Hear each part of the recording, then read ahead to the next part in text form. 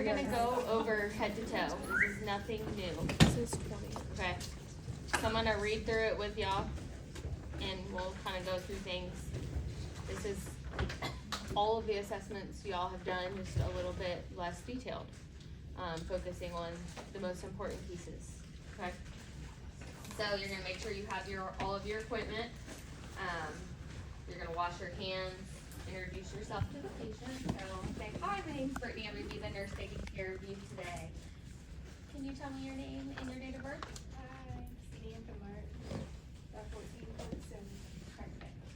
I'm gonna do a head to toe assessment on you. This will take about 5 to 10 minutes. Is that okay with you? Where I'm listening to your heart and lungs.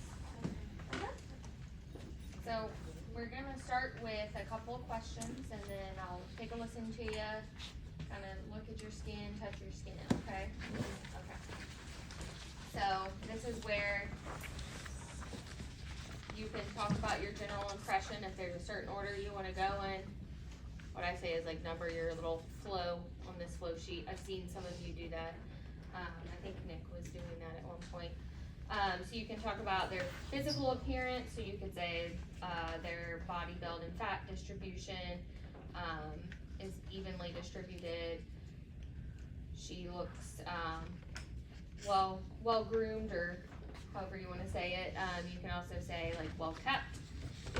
She looks her stated age based on her birthday and developmental stage. Her skin color is normal for her ethnicity. She is alert.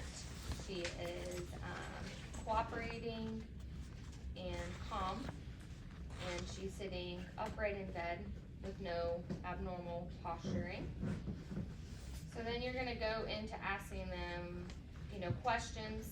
There are gonna be questions about like subjective and objective, which you guys can do this kind of however you want.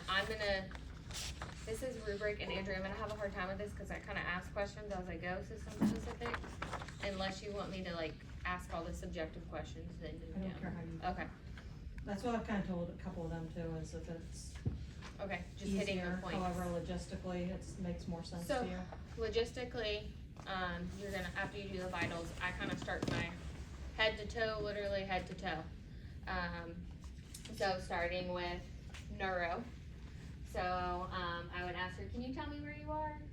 Hospital, Good. And what year is it? 2025. Okay. So she's alert and oriented because she knows where she is. She knows what the date is, or what the year is. She knows her name. She gave us her birthday. And then we're gonna go into asking her, like, have you had any headaches or blurred vision? No, No. Okay. Any history of seizures? no. Okay. And how often do you exercise? 3 days a week. Okay. And then in the neurological and HENT, you're gonna be talking about her scalp and her hair. So I would say her hair looks evenly distributed. She doesn't have any hair loss noted. No scars or lesions or dryness noted. When I touch your head, any pain or tenderness? No. Okay. Her face looks symmetrical, and her nose looks midline. It doesn't look like she has any deviations.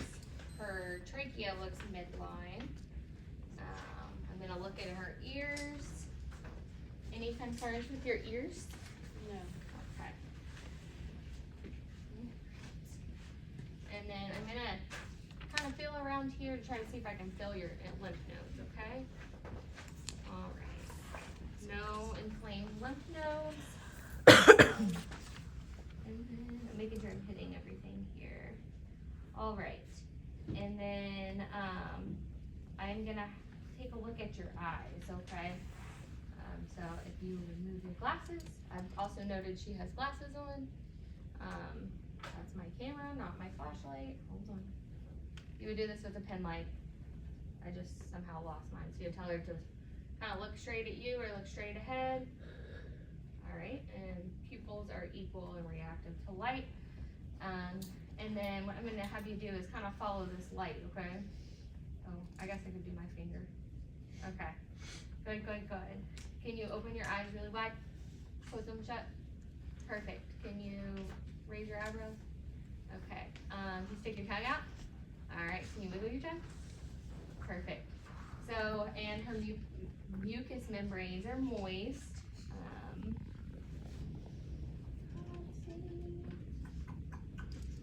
I'm trying to make sure I hit everything. And I'm gonna have you shrug your shoulders. Perfect. Trying to think. Cranial nerves. Yep, pop out your cheeks. Smile. Alright. And then I want you to touch your finger, and then touch my finger and touch your nose. Okay.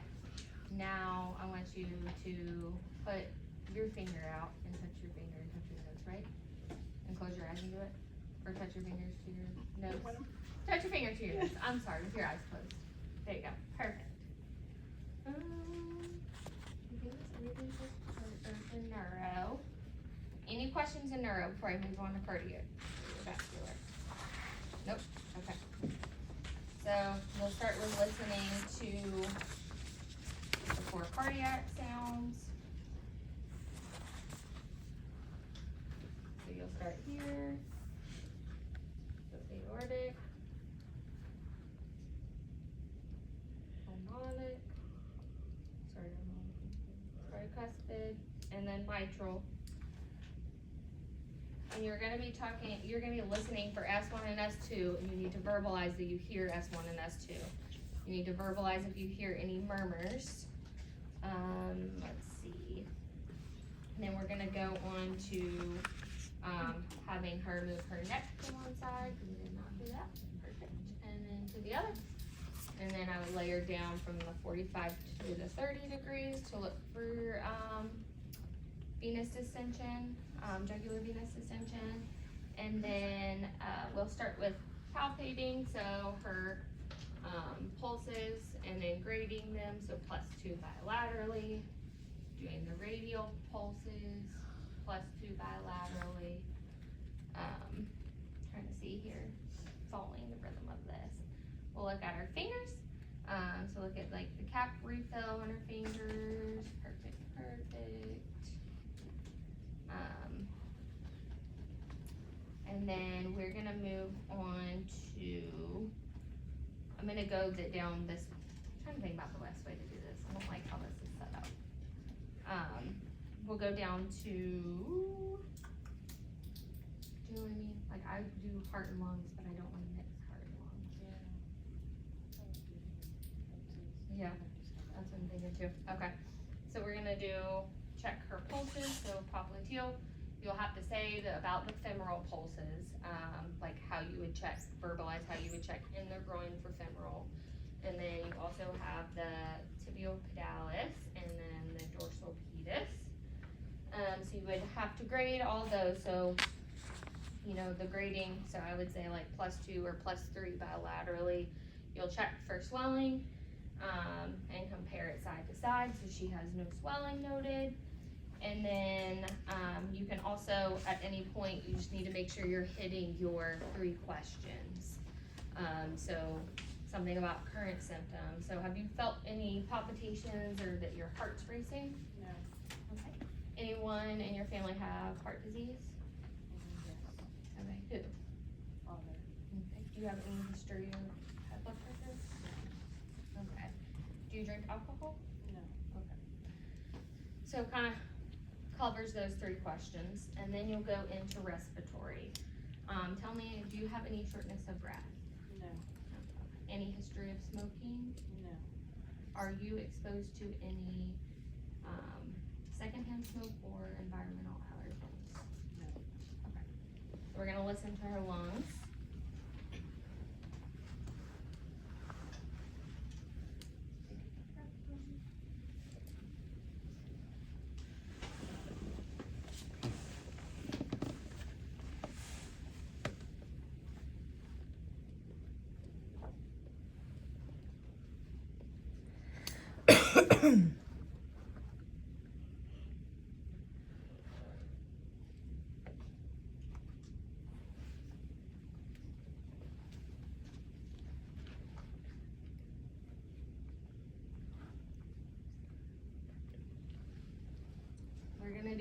side too.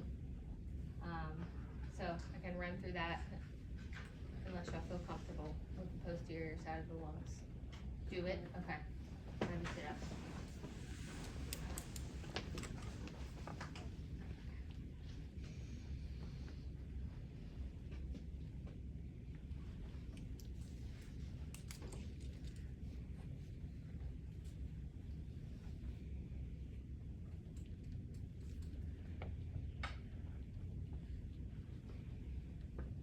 Perfect.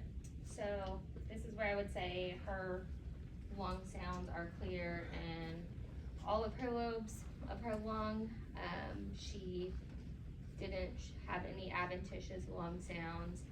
No bless you, accessory muscle use, and she has normal chest expansion, and her respirations are even and unlabored. Okay, you can sit back. Okay. So now we're gonna move on to GI and GU. So you're gonna start with your questions. So have you had any nausea or vomiting? No. About constipation and or diarrhea? No. Okay. Any history of GI concerns or constipation? No. Okay. Tell me about your diet. I eat like 3 meals a day, sometimes a snack. Try to eat all the food groups. Perfect. When was the last time you had a bowel movement? Yesterday. Is that normal for you? Yes. Okay. And then you're gonna inspect the abdomen. You're gonna look for symmetry. And so you could say the contouring, the abdominal contouring is symmetrical. The umbilicus is midline. No mass is noted. And then you're gonna start with listening after you've inspected and visualized. Remember, we don't touch their stomach until after we listen. So you'll start in the right lower quadrant.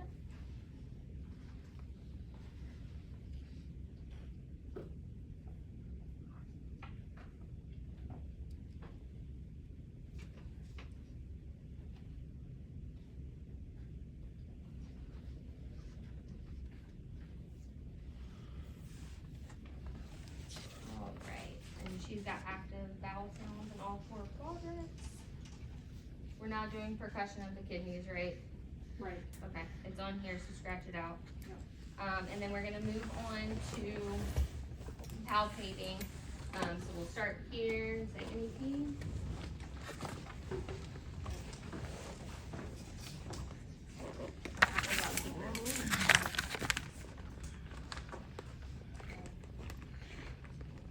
Okay, so no pain or tenderness noted. And then we'll check McBurney's points. I'm gonna push down here and you tell me if you have any pain. Okay? And then let's talk about your voiding or when you urinate. Are you having any odor or can you smell? Is there any changes in the smell when you urinate? Like does it smell funky or foul? Okay. What color is it? Yellow. Is it clear, like you can see through it? Yeah, mainly. Mainly? Okay. Any troubles with having to go to the bathroom frequently? No. Okay. What about having to go like right away when you said you need to go? No? Okay. And then any pain with urination? Okay. So we're gonna move on to musculoskeletal. So this is where we're gonna start with range of motion. So, how are you exactly wanting them to test, like, other than grip strength? Like, how are you wanting them to test the range of motion? Like, are we doing we're not doing the, No. okay, No, perfect. just the push-pull. Okay. Straight. Alright, can you squeeze my fingers? Perfect. So grip strengths are equal bilaterally, and then strong, are we grading anything here? Strong at a 5 out of 5. and her upper extremities, and then can you grab my hands? Okay, now try to pull. Okay, try to push. Oh, I don't know what I'm doing. Alright, pull, push. Perfect. You know, I'm not a good public speaker, so I got a crowd today. Whatever patient wants to hear their nurse say, I don't know what I'm doing. You know, sometimes I tell my patients that and then they laugh and I say, just kidding, I do. Okay, and then will you push against my hands like you're driving a car, but perfect. Put your toes to your nose. Good, good, good. And then can you lift up your legs? Perfect. And then she do you use a walker, cane, or any type of assistive device at home? I have a cane. You have a cane, okay. And then do you use that for long distances or all the time? This one, not all the time. Yeah, long distances. Okay. And then I'm gonna check, her spine, so you can have them sit back on the edge of the bed, and kind of look at, if it's somebody smaller, you can kind of see if, you know, what their spine looks like, if you have a little old patient, but then you're just making sure that they have like the same symmetry. Is this how y'all want her to like bend down? Like the scoliosis. The scoliosis test, is that what y'all are doing in this? Sure. Sounds good. Yeah. Okay. Perfect, so I'll have you stand up. And then what I want you to do is try to lean forward, and if you can't touch your toes all the way, that's fine, I just wanna see. And then you're just looking to see if there's like any like hump in the middle here or any curvature. Okay, you can stand up, perfect. And then can you take a few steps there and back for me? I know, right? Oh. He's just like lean. Okay, and her gait is steady. Okay, you're gonna take this seat down. And then now you're gonna move into the integumentary. I always say that wrong, but that's how I say it. So you're looking at their skin. Really, when you're looking at your patient from here all the way down, you're looking at their skin the whole time. But just doing a general overview of their skin, looking like if you didn't look under skin folds, pulling those up to look, because like I said, the places you don't want to look is where they're hiding. So you would look at their skin. You can also ask them like, have you had any recent falls where you've had any bruising or anything like that? No? Okay. Any rashes or abnormalities you're concerned about? No? Any history of eczema? No. No? Okay.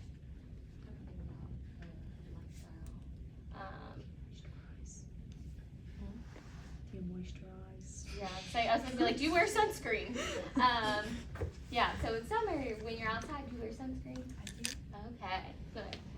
So her skin is intact. I've looked at her face, all the way down to her chest, and her legs, and her arms. You want to make sure you're looking up the back side of their back, so coming around the side of the bed, and kind of just pulling their gown up. Have them stand up. You can look at the back side of their legs. Like I said, if it's an admission, you should be doing a 2-person skin check. And then with the temperature of her skin, when I felt her pulses and I did cap refill, her skin felt warm. Skin turgor, you can kind of like squeeze, and then you kind of, some people, it takes forever. It kind of just does this like tinting effect. It doesn't really respond. So you could say her skin turgor is normal. You want to check sites for pressure ulcers, so like what we talked about, like those skin folds, their groin area, their sacral area. You want to look, especially for people who are bed bound, you want to make sure you're looking, or like not out of the bed, like the back of their heels, or if it's somebody who's had a prolonged hospitalization, like if they can't sit up on the side of the bed, you're kind of doing your assessment with them as part of the bed. So make sure you just lift up their legs, look at the back side of their heels to make sure, you know, there's no skin breakdown, blanching.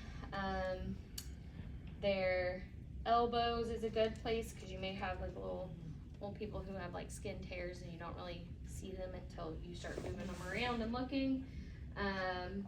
Medical devices Medical too. devices is a really Yeah. big one. So like a Foley catheter, for instance, like sometimes that just like lays on a patient's leg. I mean, there's a lot of cool devices where you can tape it, like there's like a tape that kind of secures it.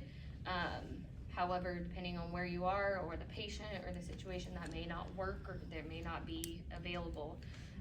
So like Foley catheters is a big one because it kind of just rests on that leg. I'm trying to think about I've what. seen breakdown from oxygen Oxygen, on yes. the ears The or tip of the nose, yeah, the nose. I've even seen like some patients that have been laying in the bed for so long Mhm. on their head. Has anybody ever looked there? For someone with a glucose monitor, like an attached one, do you keep that and trust it, or would you remove it if it's an admission and just do checks with your floors? So Depends. it on- depends on the floor and the policy. So I'm not sure how often you Yeah, it wanna depends on the change. floor and the policy. Like a lot of places, well, if it's like just a continuous monitor, they will leave it on the patient because Mhm. a lot of the times what I find is the patient comes in and they're like adamant that they keep it on. So as long as it's fine and who's admitting them is fine and the policy says it. I mean, I don't trust it to take I still take their blood Yeah. sugars. Well, a and lot you of need something places- that's gonna upload into your Into your EHR. documentation Okay. system. Yeah. Some places have where they can kind of get that connected to it. So it just really is dependent, but I will say a lot of patients I've had are very much like, I wanna keep this on, like, this works for just me. need to be Like an monitoring item, them so like ourselves. basically like if it's like the sticker, like the tighter, and just say there's no Or breakdown a lot of it. places have like free text too, like in your skin assessment, you can just be like, you know, continuous glucose monitor noted to, you know, their Yeah. left Providers upper arm, aware. yeah. Just kind of those things that don't really fit the checkbox of whatever's in the medical system you're documenting in. Trying to think about what else. It's also like, you'll have patients have their, insulin pumps. Yes, the insulin It pumps just are a little bit, depends on- yeah. Why they're being admitted and whether we let them keep it on or we put them on an Mhm. insulin drip. Mhm. It just depends. Yeah, depends on the hospital policy. Yeah. I always let, like, most hospitals have a diabetes educator. Mhm. I usually will let them know about it so they can come too and they can help kind of communicate with the provider as well as what you want to do. But yeah, like, she was saying, you just wanna make sure you're monitoring them as well, so that you have yeah. That you did it, yeah. And then, of course, at the end of this, just telling them you're all done, making sure they don't have any questions, putting the bed back down, the ramp, making sure, you know, all the safety measures are in place. They have their personal items, their call light. What are some musculoskeletal questions you would ask, Oh, like yeah. history and lifestyle? Oh, I totally skipped over that. I'm sorry.